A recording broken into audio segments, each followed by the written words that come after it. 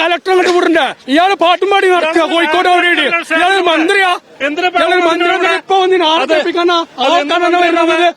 ഞങ്ങൾക്ക് ഈ ആളെ കൊണ്ടുവന്നില്ല. ഞങ്ങളെ കംപ്ലീറ്റ് ആളുണ്ട്.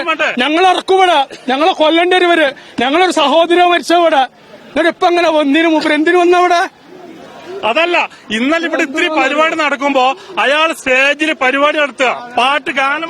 വലിയ തരത്തിലുള്ള പ്രതിഷേധമാണ് നാട്ടുകാർ ഉന്നയിക്കുന്നത്. ഇപ്പോഴും ഈ വാഹന വ്യൂഹത്തിന് മുന്നോട്ട് പോകാൻ കഴിഞ്ഞിട്ടില്ല എന്നതാണ് നമ്മൾ ശ്രദ്ധിക്കേണ്ട കാര്യം. വലിയ പോലീസ് സന്നാഹമുണ്ട്.